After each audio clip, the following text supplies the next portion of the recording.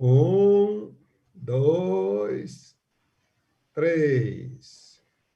Boa noite a todos. Meu nome é Rafael Stelmach, sou pneumologista, presidente da Fundação PROAR. E nós estamos fazendo, nesta live, uma comemoração. A comemoração se refere ao Dia da Asma, primeiro, inicialmente, porque o Dia da Asma é na primeira semana de maio, não é? Mas a Fundação PROAR, que é uma fundação que trabalha com a implementação de ações para doenças respiratórias crônicas e a realização de protocolos, não é? De tratamento de asma e também das outras doenças respiratórias, ou seja, políticas públicas, ela tem essa função de se comunicar, não somente com profissionais de saúde, mas também com vocês, os nossos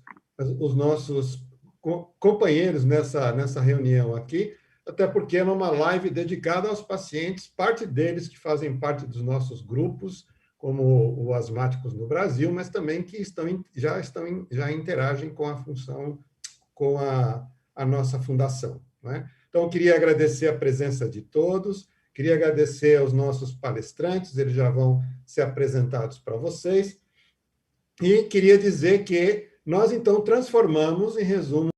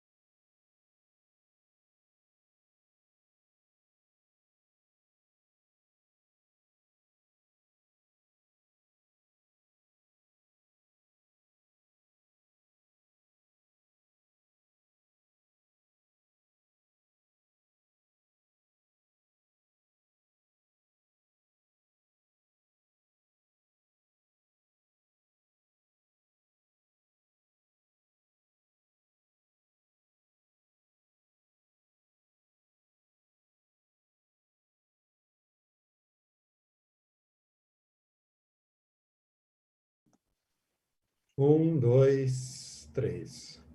Boa noite, meu nome é Rafael Stelmach, sou presidente da Fundação PROAR. Nós estamos fazendo essa live dedicada a pacientes para discutir as dúvidas e as questões que precisam ser respondidas para os nossos seguidores da Fundação PROAR, propriamente dita, Fundação PROAR, que é uma entidade voltada para as pessoas portadoras de doenças respiratórias, mas também profissionais de saúde. O nosso intento é criar ações de implementação para as doenças respiratórias ou contra as doenças respiratórias e também a elaboração de políticas públicas, não é? De protocolos, projetos para aumentar o tratamento, melhorar o tratamento dos pacientes com as doenças respiratórias, em particular a asma, porque nós estamos no mês da asma, o dia da asma foi na primeira semana de maio, e a Fundação PROAR, então, resolveu estender o mês da asma e estamos pensando em estender, até o ano da asma, ou seja, que a asma seja uma ação, uma presença na vida de todos nós, do ponto de vista da orientação, da discussão e da evolução de vocês. Essa live ela é baseada em perguntas feitas por vocês, por aqueles pacientes que se cadastraram e estão aqui com a gente, né?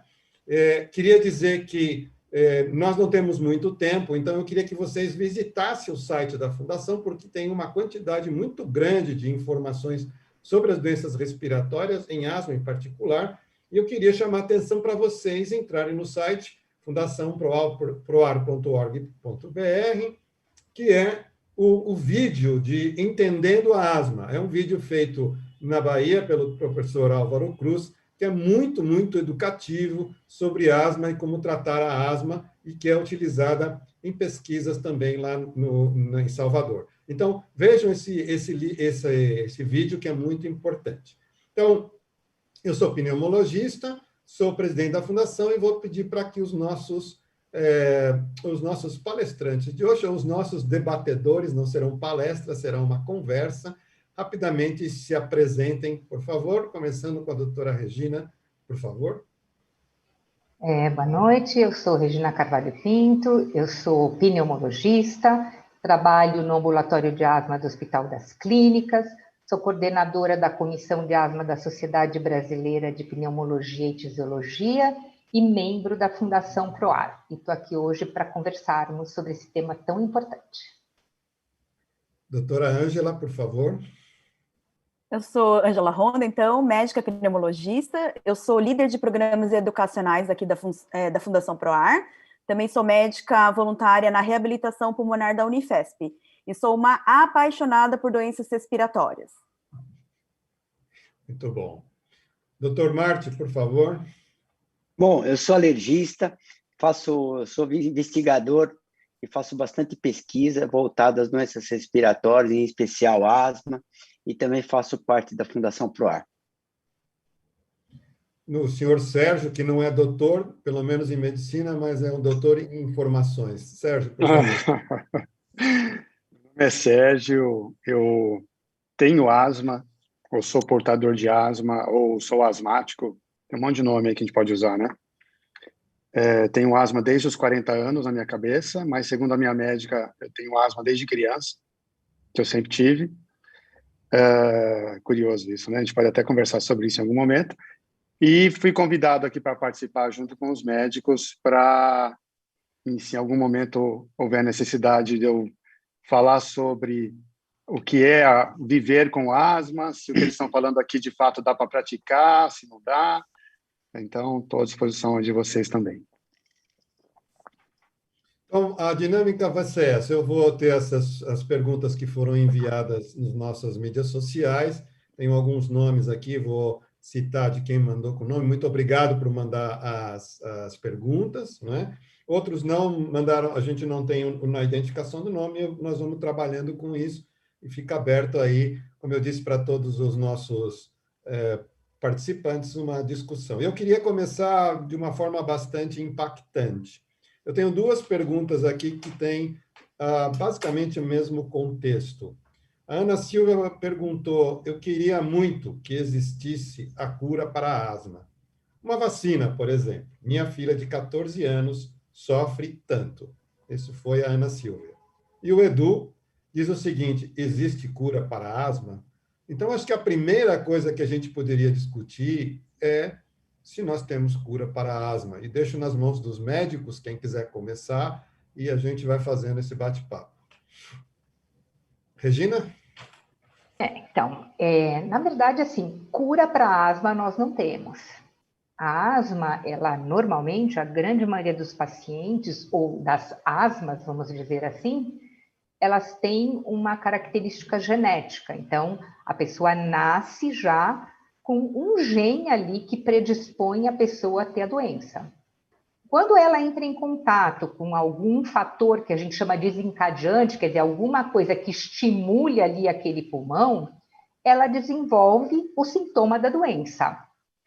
Então, como tem esse caráter genético, ela não tem cura, Mas, por outro lado, é uma doença que tem um controle muito bom na grande maioria das vezes, na dependência do tratamento. Então, não vamos trabalhar com a expectativa de cura, vamos trabalhar com a expectativa de obter um controle, e isso a gente consegue na grande maioria dos pacientes. Ok. Eu acho que vale a pena comentar uma coisa, Rafael. Eu acho o seguinte: a gente trabalha no tratamento da asma com consenso, que é a iniciativa global para a asma, do qual o Rafael faz parte. E o consenso, ele fala da seguinte forma: rever o paciente cada 3-6 meses. Se o paciente se mantém assintomático, é possível reduzir os níveis de tratamento. Então, a grande maioria, como já foi falado, ele tem uma possibilidade de você conseguir reduzindo essa medicação até que o indivíduo, e a grande maioria dos pacientes, vão conseguir ficar até com nível muito pouco, até, quem sabe, intermitente de medicação. Então, quando a gente pensa em uma asma crônica, que é uma coisa que não tem cura, mas a grande maioria vai conseguir chegar num nível de estabilidade. E é para isso que depende a mão do médico acompanhar, e que depende realmente estar bem orientado. E essas lives trazem informação para que cada paciente, que cada indivíduo possa buscar o melhor caminho para ficar com a menor quantidade de medicação possível.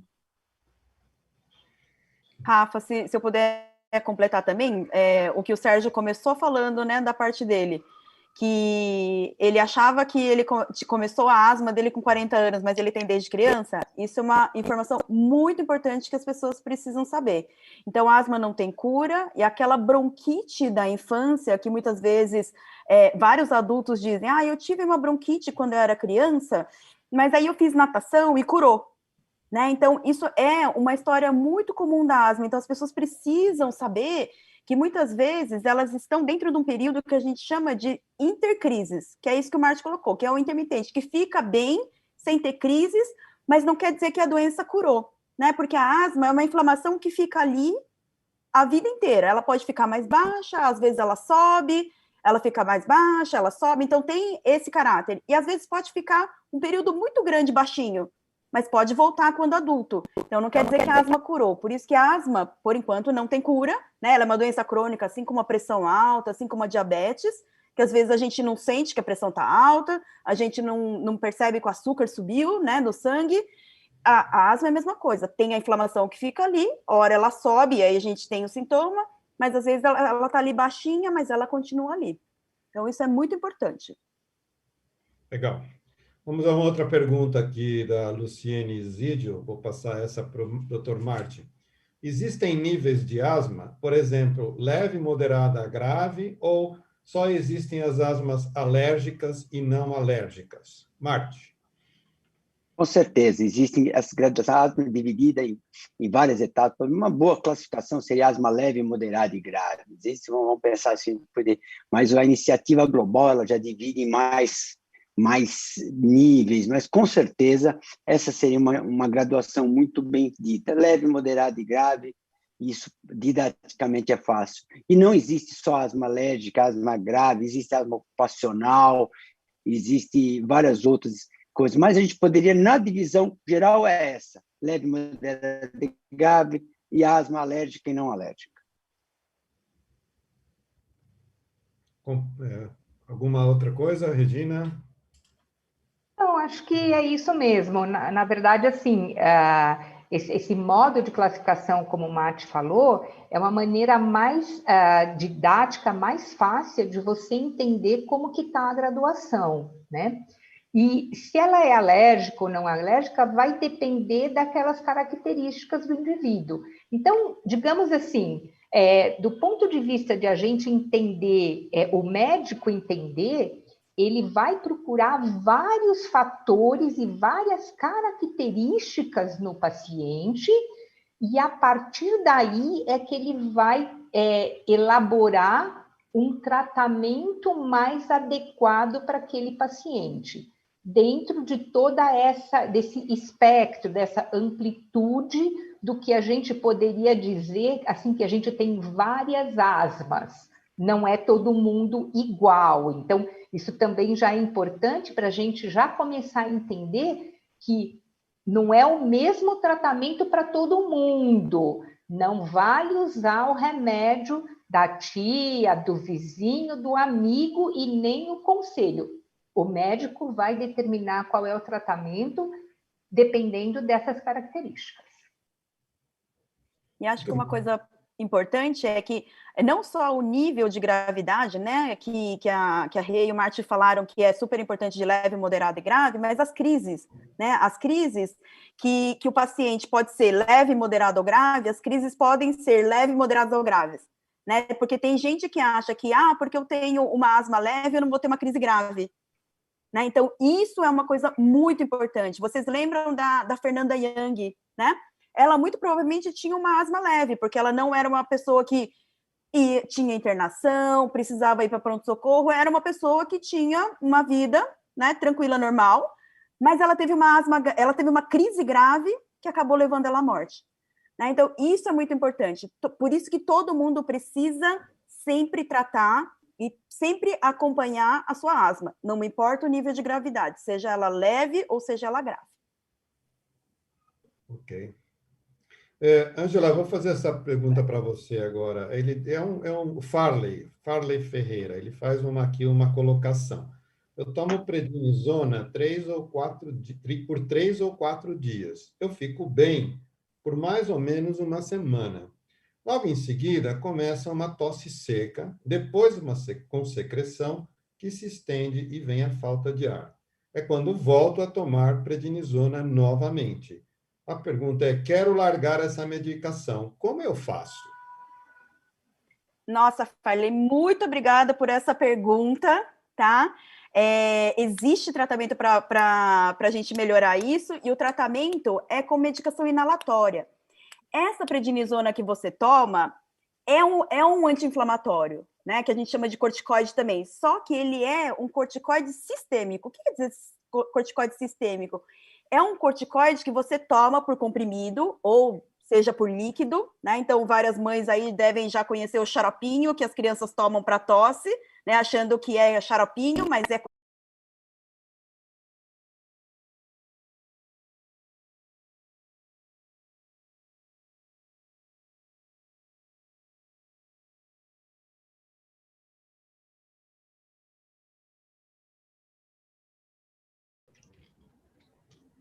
Rafa. Oi? A Ju colocou aqui que o vídeo do Álvaro tá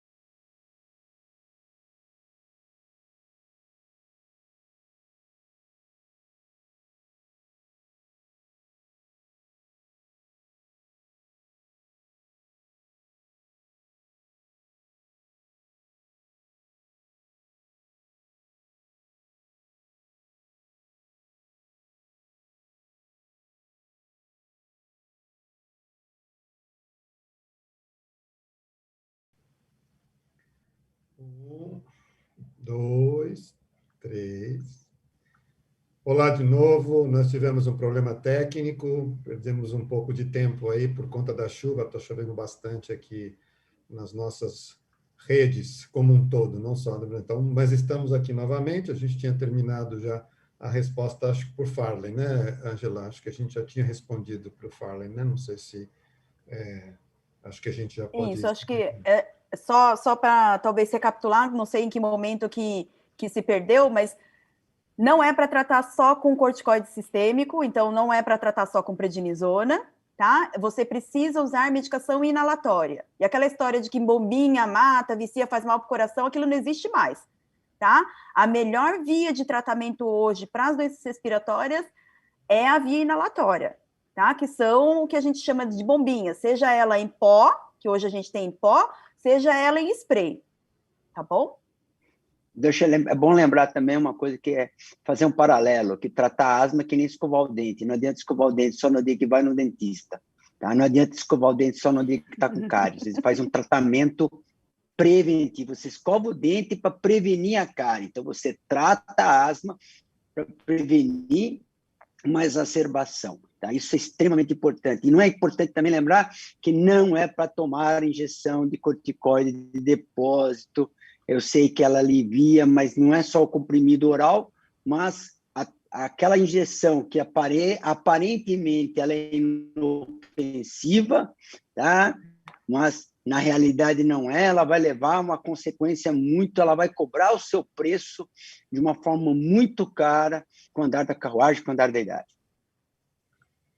Ok, vamos adiante.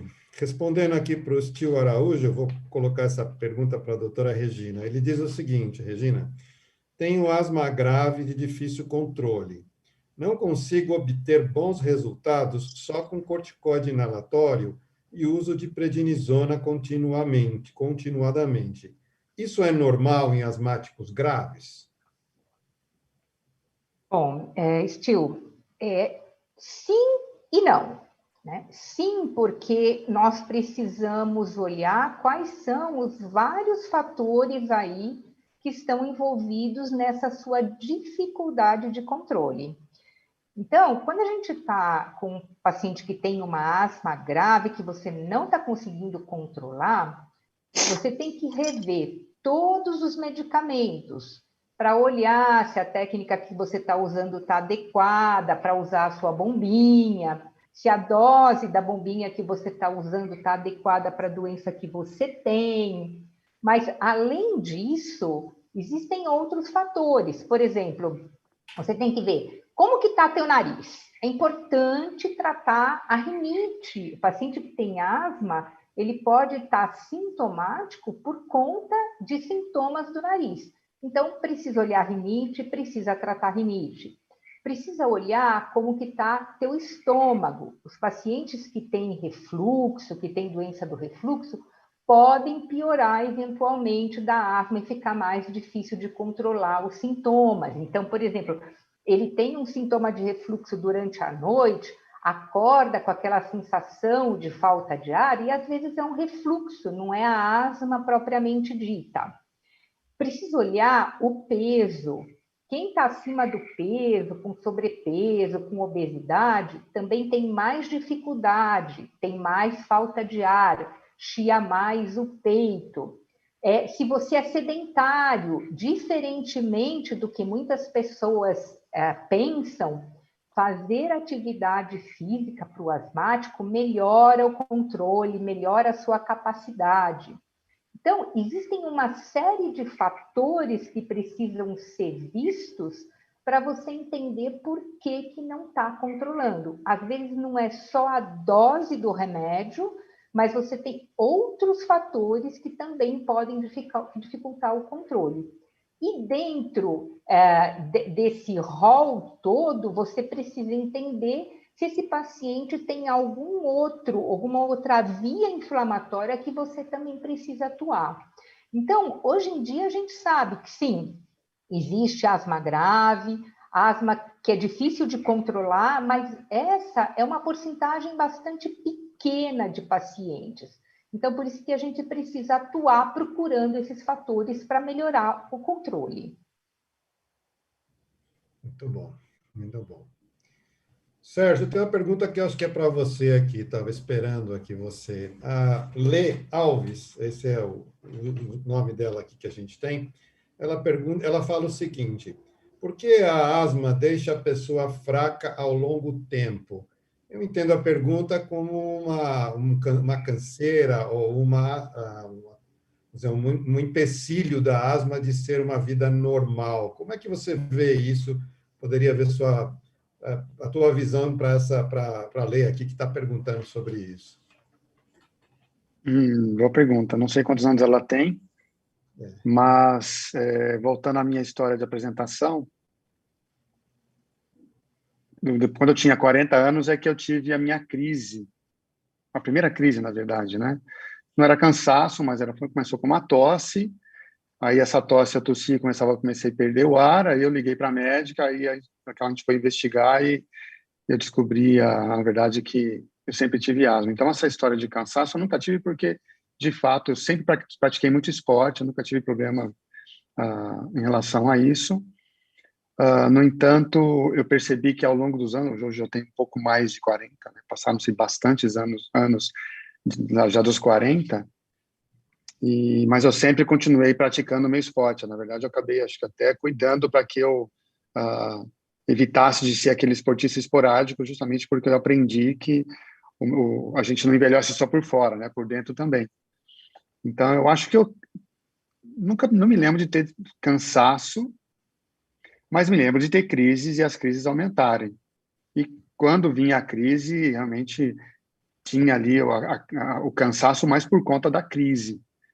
E aí eu levava ali pelo menos umas 3 ou 4 semanas. Eu não fazia isso que o Martin falou, o Dr. Martin falou, né, de escovar o dente só para ir no dentista. Na verdade, eu fazia, só escovava o dente para ir no dentista. Então, eu usava medicação na hora que eu já estava em crise, mas aí era um mês ali com essa sensação realmente, não sei se tão de cansaço assim tão forte, mas um incômodo assim, né? Eu acho que levava, acho que eu precisava de mais esforço assim. Mas minha asma é considerada leve, então acho que o segredo é isso que os médicos estão falando aqui, né? Levei 10 anos para cumprir o que eles sempre falaram: use a medicação direitinho, que os teus problemas não serão totalmente resolvidos, mas serão minimizados. Então, isso eu percebo, né? Faz um ano já que eu tomo o meu remédio pela primeira vez na vida, nos últimos 10 anos, eu uso o remédio direitinho todos os dias.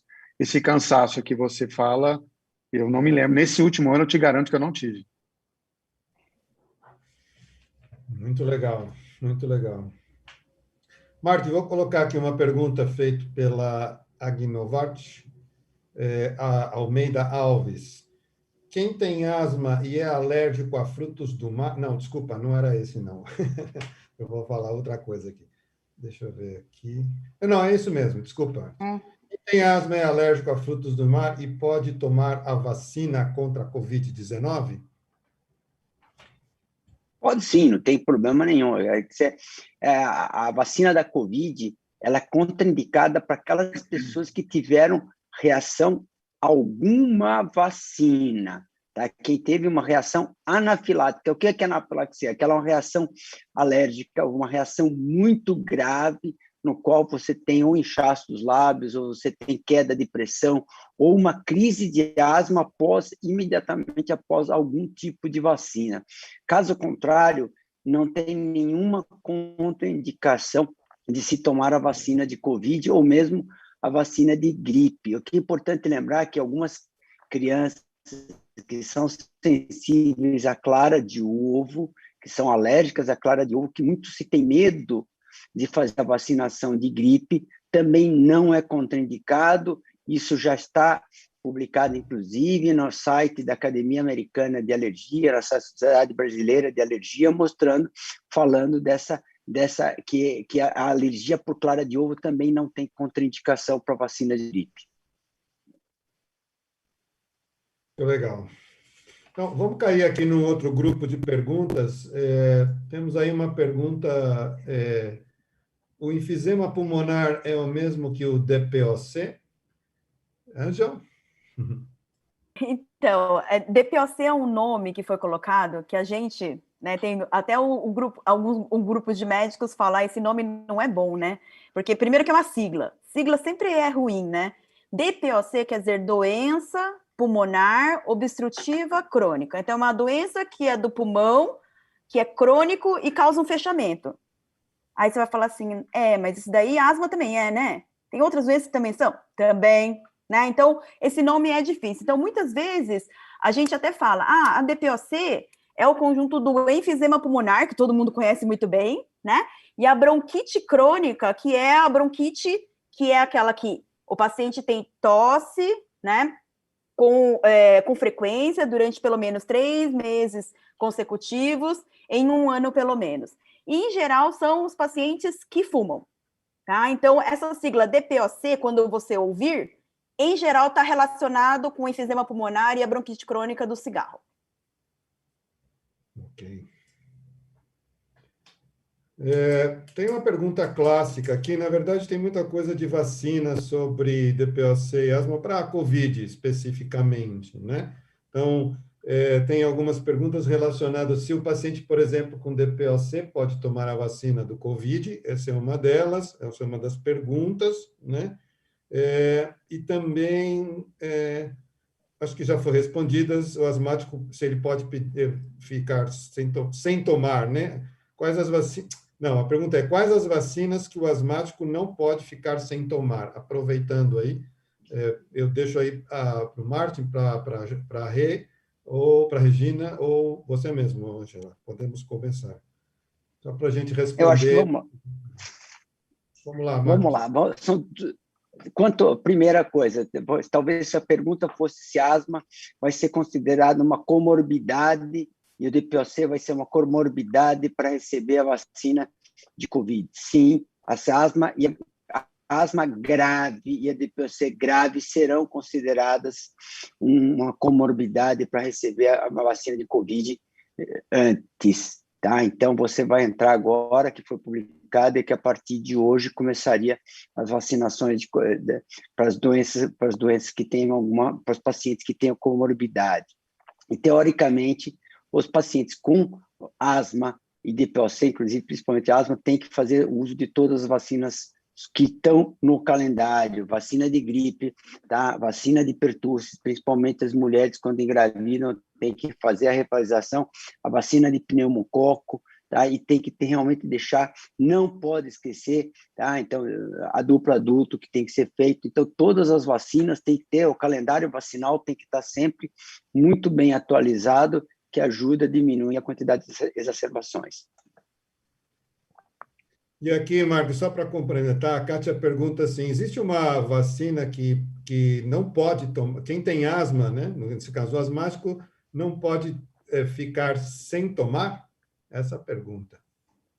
Não tem, todas elas, aí que está, o asmático tem que tomar todas, e não é que tenha que ficar sem, você tem que manter teu calendário vacinal sempre, tá? A carteirinha de vacina tem que estar sempre bem atualizada, que é o passaporte para você ter uma qualidade de vida melhor e que você tenha isso. Aqui tem algumas vacinas que são mais indicadas, que é justamente a vacina de pneumococo, a vacina de influenza que a gente tem que tomar todo ano. Então, a gente vai ter, com certeza, a vacina de Covid, a gente não tem ainda uma noção, mas com certeza é uma grande probabilidade que ela tenha que ser refeita, né, revacinada todo ano. Nós não temos ainda muitas respostas quanto a isso, mas com certeza elas têm. O problema é que muito se falou, quando se fala no genérico do Covid com uma reação alérgica, muitos pacientes imaginaram que algum tipo de alergia, quer seja ácaro,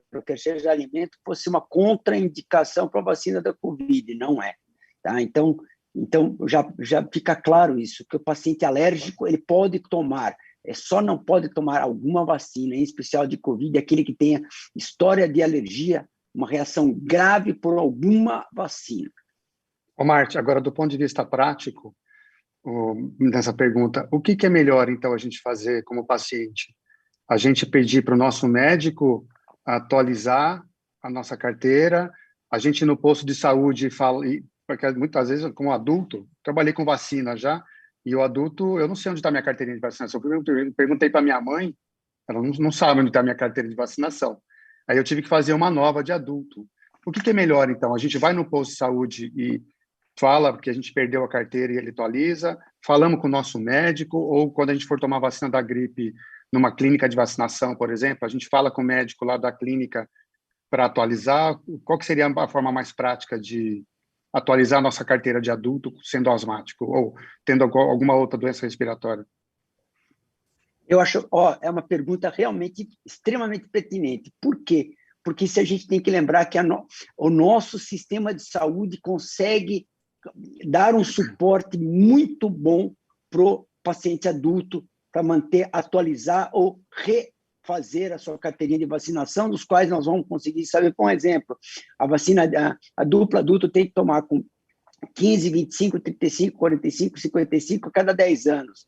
A partir daí, a gente consegue deixar muito bem atualizado e os postos de saúde conseguem deixar. Tem algumas vacinas que não estão presentes no calendário vacinal, aí a gente pode procurar realmente uma clínica de vacinação. Mas, com certeza, nós temos duas formas. O médico que nos cuida vai saber orientar, direcionar para quais são as vacinas. Quando nós não temos um médico que nos dê essa atualização, a gente consegue fazer no posto de saúde e sempre tendo o cuidado de procurar essas vacinas extras que não tem no calendário vacinal do SUS, mas que a gente possa usar, o Prevenar, a gente tem algumas vacinas que nós tenhamos necessidade, e com certeza um exemplo seria do herpes zoster, algumas outras que a gente vai atualizando a carteirinha. Então, os 3 caminhos são perfeitos. Tá? Clínica de vacinação, o médico que cuida e os postos de saúde que têm a capacidade, têm a habilidade, e o Brasil é um dos pioneiros nesse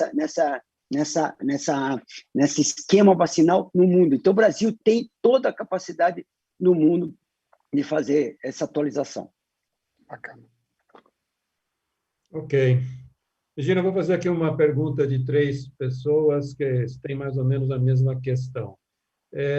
A questão do asmático, né, com tabagistas, né? Então, a diferença no desenvolver da asma, no caso de tabagistas, que é especificamente, e o outro que é também a respeito de portadores de doenças cardíacas e o uso de bombinhas.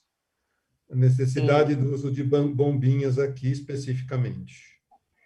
Então, primeiramente, em relação ao tabagismo, a gente tem que lembrar que o tabagismo por si só, ele já é um fator causador de doença pulmonar, que pode causar doença pulmonar. Então, como a doutora Ângela falou, a tal DPOC lá, o enfisema, a bronquite crônica do paciente adulto, né? Ele é predominantemente causado pelo tabagismo. Então, esse é um ponto.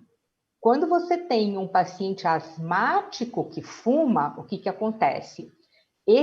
O hábito de fumar vai levar a uma piora daquela inflamação que já foi comentada, que acontece dentro do brônquio, que é o canalzinho que leva ar para dentro do pulmão.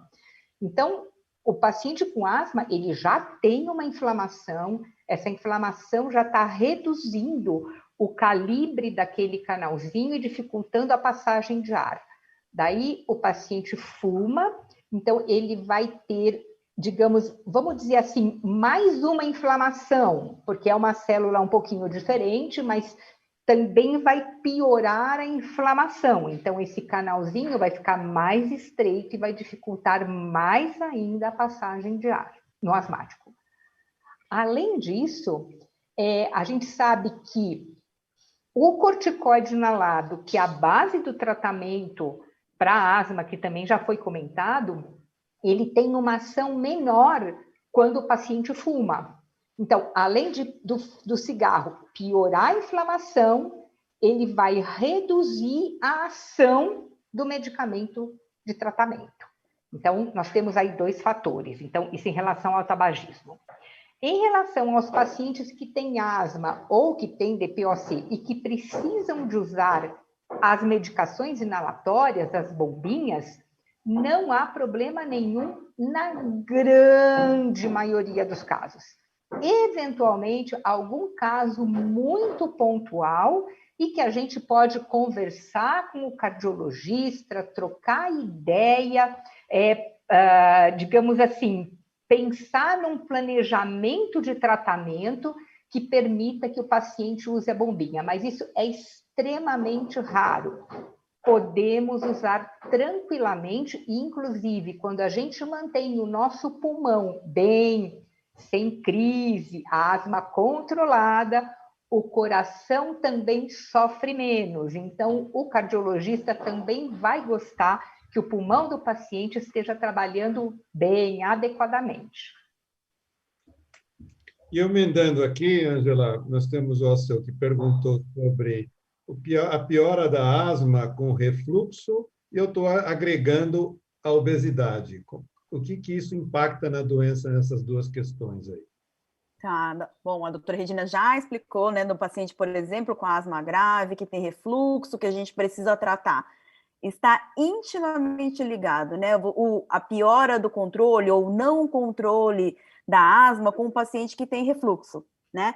Seja porque o próprio refluxo, o que é o refluxo, né, se alguém ainda não viu? É quando a gente tem o nosso estômago e tem o canal da alimentação que liga até a boca, que chama esôfago, né? O canal da alimentação com o canal da respiração, eles são muito próximos. Então, quando o líquido sobe do estômago por esse canal, o que pode acontecer? Às vezes você sente aquele azedo na boca, né? Ou aquela azia, quando você fala, estou sentindo aquela azia, né? Estou empachado. Então, isso é refluxo. E esse líquido subindo, como o canal da alimentação está muito próximo do canal da respiração, algumas gotículas podem cair lá para a parte do pulmão. E aí, o que acontece? O pulmão pode inflamar mais, porque é para entrar no pulmão só ar, não é para entrar nada mais do que ar, né? Então, pode entrar aquele líquido, então isso pode piorar essa parte do pulmão. Então, você tem que tratar esse refluxo de forma correta. E o que era o outro, Rafa? Desculpa. Do refluxo e... Obesidade. A obesidade, isso. A obesidade, muita gente acha que a obesidade, o paciente que tem asma e é obeso e ele tem uma asma pior ou uma asma mais não controlada, né, mais grave, porque ele é obeso, então na hora de respirar é ruim, né, porque eu não consigo, acho que o obeso não consegue porque o pulmão não expande direito, porque tem ali a barriga, né, tem a parte da gordura que atrapalha. Tem um pouco, mas tem que a gente já sabe que o obeso, ele é uma pessoa inflamada. As células gordurosas que estão ali dentro do organismo do paciente obeso causam inflamação, né? E é uma inflamação que corre no corpo inteiro.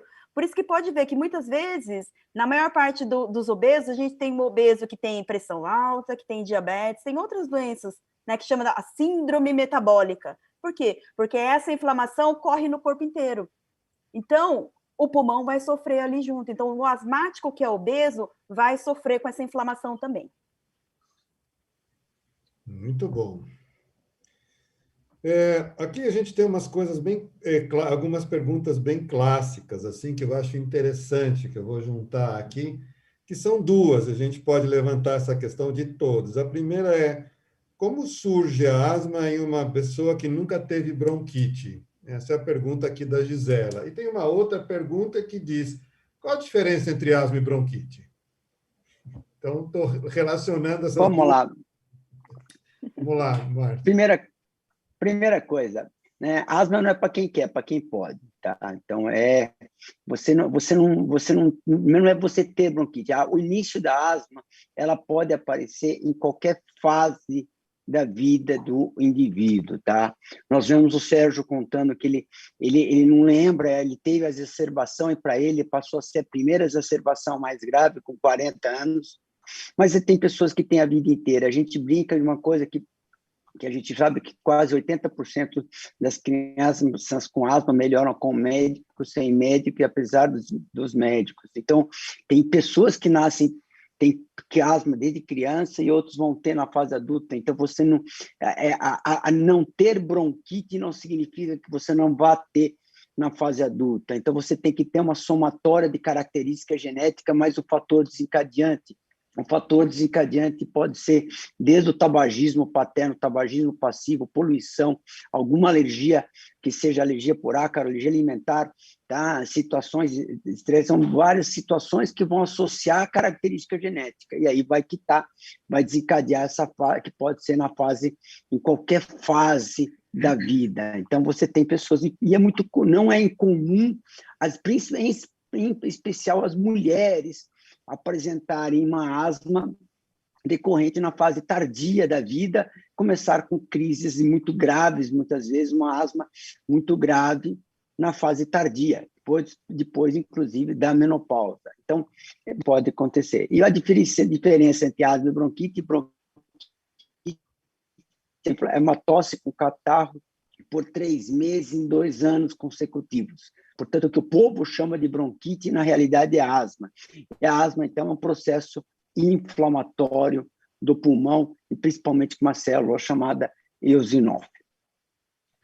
Marta, só para complementar, tem uma pergunta bem interessante aqui, de um paciente que tosse muito, tosse bastante, né? E ele queria saber se essa tosse persistente pode ser asma. Sim, pode ser. Quer dizer, existem variantes da asma. Existe a asma que tem de uma forma característica, né?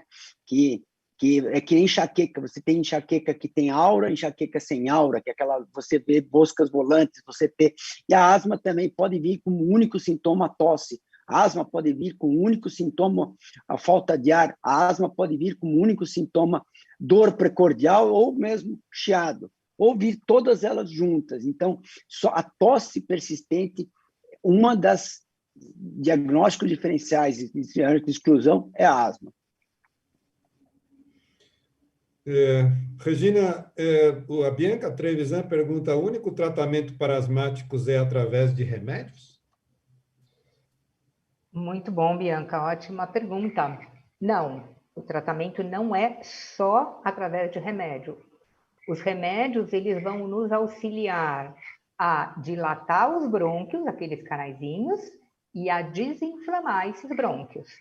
Mas é super importante a gente entender o que são os fatores que fazem com que você tenha sintomas. Então, você tem alergia? Como é que é? Você está tendo contato com o mofo? Então, todos esses fatores, o que a gente chama de fatores do ambiente, eles precisam ser investigados numa história com o médico. Em alguns deles, a gente tem alguns exames que a gente pode pedir para confirmar isso, e daí justamente atuar nesses fatores. Além disso, é importante a gente trabalhar, por exemplo, muitos asmáticos, principalmente que têm doença mais grave, têm ansiedade. Então, é importante você também atuar na ansiedade. Não precisa ser especificamente com medicação, você pode fazer, sei lá, uma atividade física, uma meditação, qualquer coisa que melhore essa ansiedade na dependência do grau de ansiedade.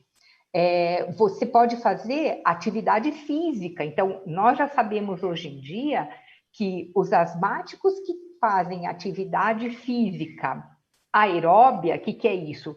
São atividades físicas de mais, digamos assim, velocidade, onde você tem um consumo de oxigênio, tipo uma corrida, uma caminhada mais forte, pode ser até uma dança, uma esteira. Esses pacientes que fazem esse tipo de atividade, eles melhoram da asma. Isso, inclusive, já tem estudos mostrando que reduz aquela inflamação que a gente comentou que está no brônquio. Então, existem vários fatores que você pode atuar para melhorar esses sintomas da asma. Você não vai, de novo, curar a asma em si, mas você vai atuar em pontos que estão causando sintomas. Conversamos do refluxo. Uma outra coisa, por exemplo, tem pacientes, às vezes, que pela obesidade tem apneia do sono, então você precisa perder peso para melhorar esse controle. Então, você vê que é uma atuação muito mais ampla do que só o remédio. O remédio é importante na dependência do grau de gravidade que você tenha, mas existem muitos fatores que se precisa atuar para você poder melhorar isso. Vejam só que a Regina falou uma coisa, só rapidinho, é lembrar o que a Regina falou.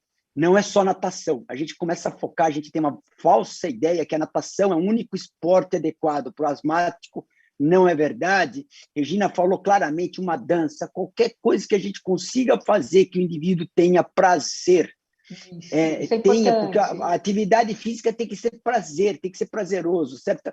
Uma vez, numa reunião daqui na cidade de Campinas, interior de São Paulo, uma paciente falou assim para a gente, numa reunião para pacientes, ele perguntou assim, por que insistem tanto em natação, que de tanto colocar em natação ela tinha ficado com raiva de água. Então, a natação não é um único esporte para o asmático. Eu não sei se o Sérgio indicaram para ele a natação, mas é uma coisa assim, importante, trabalho aeróbico, quer seja caminhada, quer seja corrida, quer seja...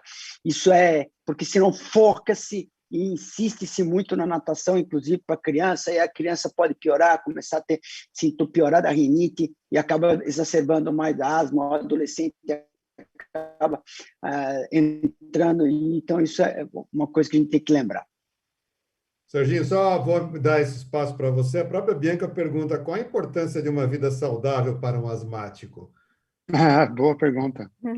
Eu ia pegar carona no que a Regina falou. Primeiro, eu sou grato aos meus pais, porque eu tive crise, que eu me lembre, dos 6 até os 11 anos. E eram crises assim, eu ia parando para o pronto-socorro. Eu fui para natação, Martin, porque alguém falou que era bacana, que era gostoso e tal, e alguém contou para minha mãe que curava a bronquite na época, né? E aí ela acreditou e, de fato, treinei muito. Eu sou grato a meus pais, porque e aqui fica um recado para as mães, né, Rafa? Isso que eu tô falando. Começa desde cedo, porque como mãe, hoje eu tenho um filho hoje de 12 anos, ele não tem asma, mas às vezes a gente vê o filho, se eu tivesse um filho que tivesse asma, as mães e os pais ficam mas meu filho está com falta de ar, e eu lembro que eu reclamava isso para minha mãe, eu não consigo nadar uma piscina. Se eu fosse correr, Marte, eu concordo, hoje eu não nado mais, hoje eu ando de bicicleta, jogo tênis, caminhada, mas eu lembro que eu reclamava para minha mãe e eles lá, não, vamos lá, e o técnico falava, insista. Então, Rafa, acho que incentivar a criança que tem, seja o grau que for de asma, incentivar essa criança e a mãe não ceda, deixa o seu filho lá porque ele vai melhorar e, claro, com acompanhamento médico, né? Isso impactou não só a minha capacidade pulmonar, que eu vejo hoje, mas ficou a minha memória, acho que de esportista, então sempre procurei fazer esporte, e hoje, depois que eu tive o retorno, né, porque eu fui curado, né, por anos, e quando voltou, eu tive, depois de uma gripe, a tosse que não passava, mas eu estava sempre fazendo esporte, mas aí, pegando carona na resposta da Regina, eu sempre fico trocando ideia com o médico ali, eu sempre relutei muito em querer tomar remédio, eu só usava remédio na crise, mas aí eu já estava na crise, e aí tinha que ficar ali 1 mês, 2 meses, aí eu parava de usar remédio. Então, fazer esporte o tempo todo, para sempre, isso certamente vai, se for dependendo do grau de asma, né? Acho que a conversa com o médico vai ajudar, inclusive, a definir.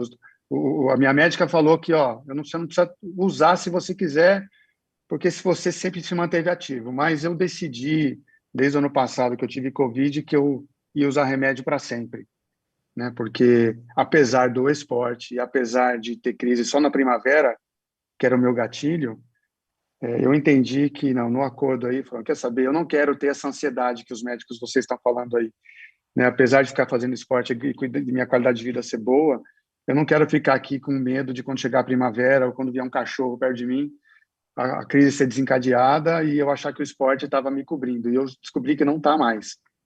Eu já estou um pouco mais velho, né? Então, faço esporte e uso remédio todo dia. Pronto, é isso que eu queria falar. Rafa, deixa eu só colocar, porque acho que isso é uma informação de saúde pública, né? Obesidade infantil, ele tem crescido cada vez mais, então atividade física, independente de ter doença ou não, é muito importante que a criança faça. A gente, médico de doenças respiratórias, muitas vezes a gente recebe muitas mães pedindo para que faça atestado para o filho não fazer educação física na escola, né? Então, isso não deve acontecer. Né? A gente tem que estimular cada vez mais as crianças a fazer atividade física. Isso é um hábito que tem que ser adquirido durante a infância, e é na infância que a gente aprende realmente, né? Até os nossos músculos ficam com memória de exercício para quando na vida adulta a gente estiver ali mais sedentário, para a gente poder voltar a fazer atividade física. Então, é muito importante, né? O pulmão da gente, enquanto criança, está em crescimento. Então, a atividade física é muito importante em todos os sentidos, não só para quem tem asma, não só para aquela criança que tem algum tipo de doença, mas para todas as crianças, tá? Então, acho que isso é muito importante. Só acho que terminando um gancho rapidinho no que a Ângela falou.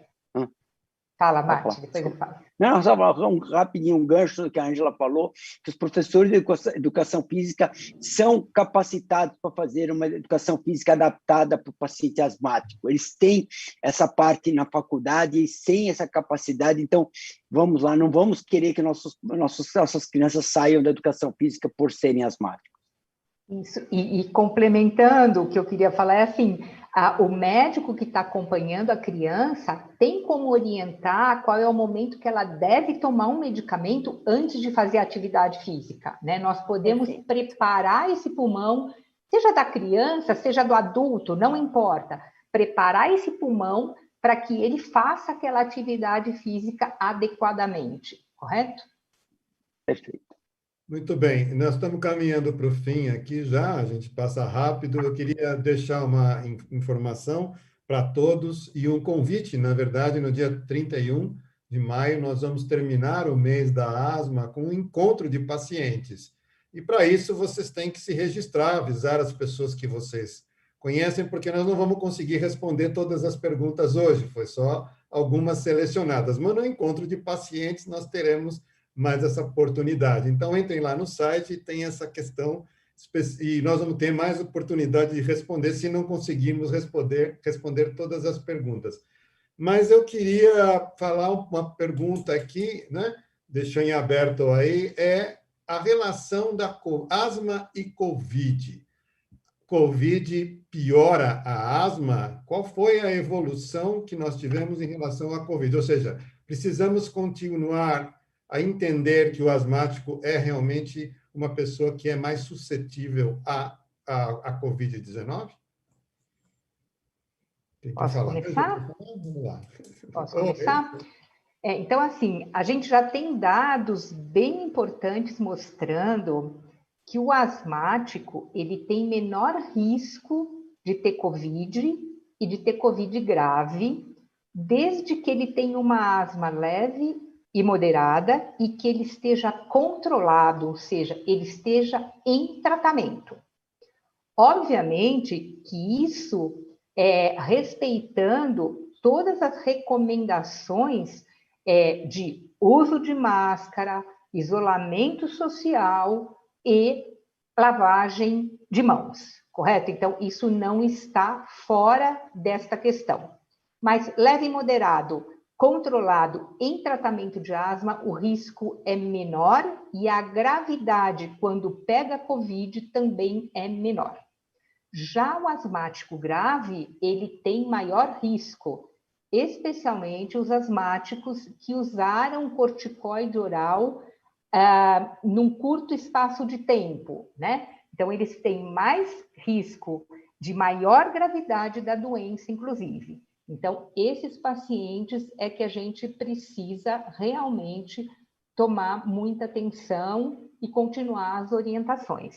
Tanto é que são eles que entraram no grupo de risco do Plano Nacional de Imunização para receber como prioridade a vacina anti-Covid. Muito bem. Aqui tem uma pergunta específica, deixa eu me reportar aqui, sobre uma pergunta é bastante complicada. Eu acho que é mais para as pessoas que falam sobre se a asma tem um caráter poligênico.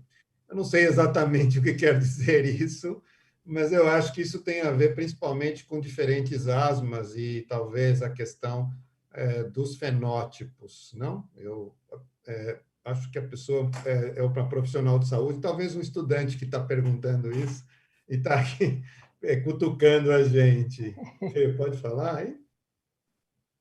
A asma não é um único gene, né? Então, É. talvez seja isso, que por isso que é poligênico, né? Porque você não tem um único gene, você tem genes, você tem uma ilha não muito longe aqui do Brasil que tem quase 100% da população tem asma. Então, veja, então a gente sabe que nós sabemos qual é o alelo, qual é o gene da asma, o problema é que ele não é um único. Então, portanto, ele é sim poligênico. E mesmo esse gene pode estar adormecido, a gente pode ter realmente uma estimulação, e nós não temos ainda, não conseguimos fazer ainda essa análise genética para a gente poder saber quem é que vai ter ou não. A única coisa que a gente sabe é que 85% das crianças que têm chiado têm associado um vírus. Então, a gente sabe que a virose, as doenças virais, vocês veem que o Sérgio contou que ele voltou a ter uma exacerbação após uma infecção viral. Então, a gente sabe que gene do alérgico, da asma alérgica é um, do asma que vai piorar com infecções virais é outra, então, realmente, ele é poligênico. É um termo bonito, esse eu vou começar a usar isso. Vou aproveitar você aqui, né? Eu gostei também do poligênico. Eu acho que até sabe quem é, eu sei a pessoa que mandou a pergunta, mas não vou colocar aqui.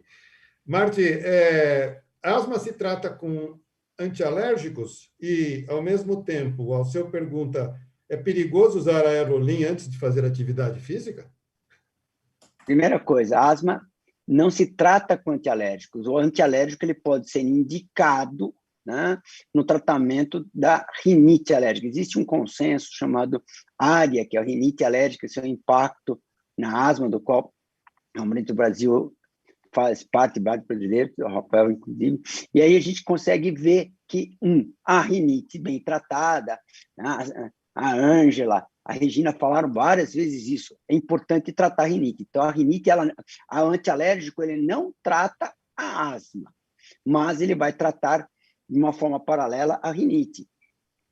Outra coisa, usar o aerolim, usar o salbutamol antes das atividades físicas não é perigoso, e muito pelo contrário, ele é indicado principalmente naqueles indivíduos que têm a asma desencadeada, os sintomas desencadeados pelo exercício físico. Então, faz parte do manejo da asma que o médico vai ser capaz de orientar qual é o tratamento que se faz preventivamente antes de uma atividade física ou não. Daí é importante a anamnese, é importante que nessa fase seja um especialista. Tem uma frase que eu sou apaixonado, que ele fala que o especialista é aquele que sabe cada vez mais sobre cada vez menos, até saber tudo sobre quase nada. Então, quando nós temos uma dificuldade dessa, é importante ter uma pessoa que gosta de doenças respiratórias, que possa orientar. Mas o mito da bombinha causar mal, indivíduo ter algum problema cardíaco, passa a ser com a palavra, é um mito. Bem. Ô, Rafa, posso fazer um breaking news aqui?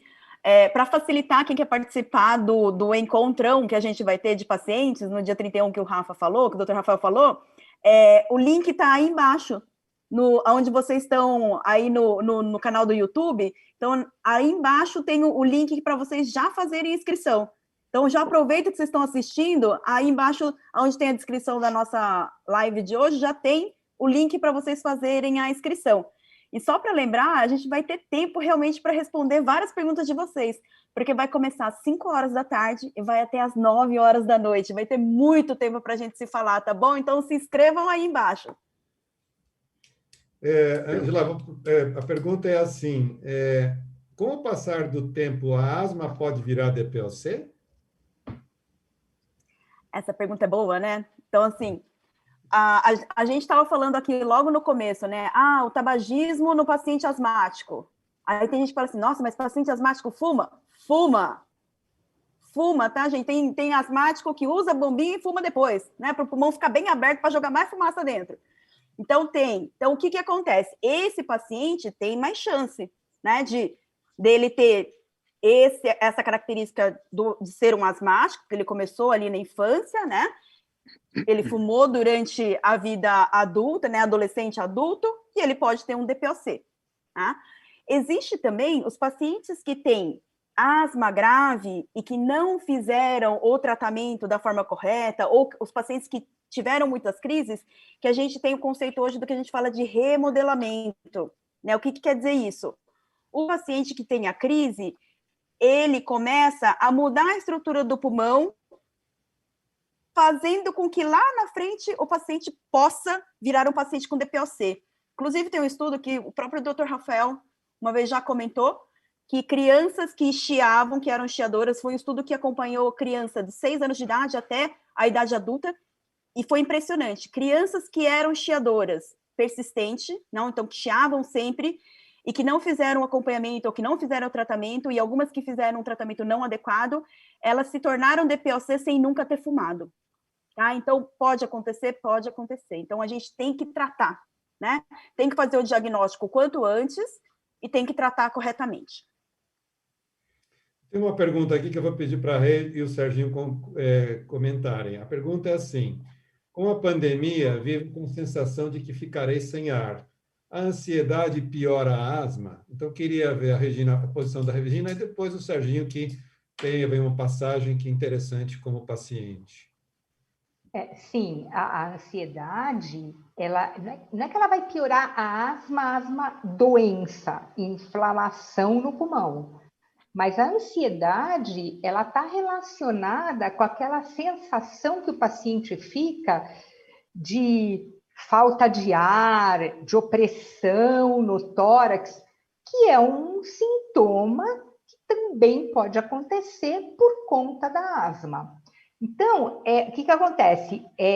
Quando o paciente tem asma e tem ansiedade, esses sintomas podem se confundir. E é importante, em determinado momento, você sentar com o médico e entender quando o sintoma parece ser mais da asma, quando ele parece ser mais da ansiedade. Eu estou dizendo parece ser porque não é fácil assim, mas às vezes a gente consegue identificar e tratar essa ansiedade, né? Porque a ansiedade, ela vem até dessa questão que o asmático tem de ter falta de ar, de ter crise. Então, muitos asmáticos ficam naquela expectativa que a qualquer momento eles podem ter uma crise de asma. Então, isso leva a uma ansiedade. Então, é importante tratar a ansiedade. O paciente entender que isso está dentro desse contexto e fazer um tratamento adequado. Vai depender do grau de ansiedade dele para ver como que nós vamos fazer esse tratamento. Mas é muito importante porque isso é uma das questões que interferem lá no controle da doença. E, do ponto de vista prático, eu falei aqui de alguns fatores encadeadores, né? Que eu descobri depois dos 40, tá? Gripe, depois passaram alguns anos pelo de cachorro, e mais alguns anos, qualquer cheirinho, sabe esses cheirinhos de casa? Então, eu me lembro uma vez que a minha esposa, toda querida, a casa estava linda, ela botou a flor e ela deu uma espirradinha no cheirinho. Esses cheirinhos de casa. Eu respirei aquilo e eu fiquei ansioso demais, porque eu trabalhei por muito tempo tendo que fazer apresentações, né?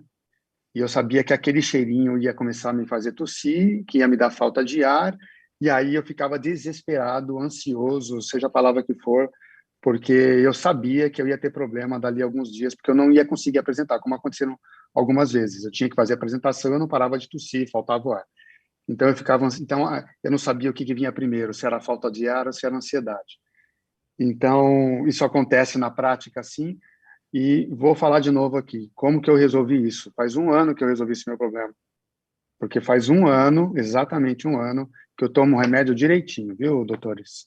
Todo dia, todo dia. Então, a minha ansiedade, por exemplo, era quando chegava a primavera ou quando algum cunhado trazia eu tive cachorro. Mas quando meu cunhado e minha cunhada também traziam cachorro, 3 cachorros em casa, eu ficava ansioso, porque o que eu vou fazer? Porque eu sei que eu vou ter uma crise. E eu nunca não tomava remédio. Hoje eu não tomo, assim, eu não tenho, parece testemunho de igreja aqui, né? Mas é verdade. Aquele, né? Então, eu não tenho mais essa ansiedade, a primavera chegou. Eu não tenho crise, faz 1 ano. Minha esposa espirrou o cheirinho, botou rosa aqui com perfume, né? Eu fico ali incomodado, mas eu sei que, assim, porque a minha asma é leve, eu não sei percentualmente, vocês podem falar para a turma aí, mas eu imagino que percentualmente deve ter mais paciente com asma leve do que moderada e grave. E eu acho que esses são os piores, que é o meu caso, eu tenho asma leve. Então eu fico me queixando da ansiedade, aí a asma se instala, mas eu acho que usar medicação ou seguir a orientação médica, né, confie no seu médico, o que ele disser para você, e você confiar nele e seguir as orientações, a sua ansiedade vai diminuir, porque você vai ver que as crises vão diminuir. Maravilha. Deixa eu só falar uma coisa que acho que é importante, sabe, Sérgio, assim, nessa linha que você falou, é que o paciente tem que entender que, às vezes, são pequenas coisas do dia a dia que estão levando ele a piorar dos sintomas e até crise. E o paciente não entende ainda, não entende isso às vezes. Às vezes, mas o que aconteceu antes de ter a crise, de começar a crise? Nada, absolutamente nada. Daí você começa a aprofundar nas suas perguntas e você começa a identificar pontos que são do dia a dia do paciente. Ele não percebe. Por exemplo, tive crise na segunda-feira, na terça-feira. O que aconteceu? Nada. Depois de um tempo, você consegue descobrir na anamnese. O paciente foi no churrasco no final de semana e ficou pilotando a churrasqueira com aquele monte de fumaça em cima. Para ele, isso é o dia a dia dele, é normal. Ele não consegue conectar com a piora da doença. Então, é importante justamente trazer isso para o paciente começar a se perceber. Muito bem, queridos. Acho que a gente está aqui no fim. Temos aí 8h20, andamos um pouco aqui atrasados, mas recuperamos as quebras, né? Agradeço a vocês todos. Eu queria corrigir uma informação. O vídeo Entendendo a Asma do professor Álvaro Cus não está no site, está somente no YouTube, né? Eu tinha me confundido, então, e eu recomendo novamente que vocês vejam o vídeo. O vídeo é muito bom, é muito educativo, e eu acho que é complementar de tudo que a gente falou aqui. E reforço o nosso encontro no dia 31, com muita gente aí, com 4 horas de discussão para falar sobre asma e para falar para todas as doenças respiratórias. Meu muito agradecimento aos nossos conselheiros da Fundação PROAR, do Serginho como um todo, falando aí sobre as suas expectativas e visões da asma, e nos encontramos proximamente. Boa noite a todos, bom descanso. Boa noite, boa noite. Tchau, boa noite. Boa noite. Tchau, tchau.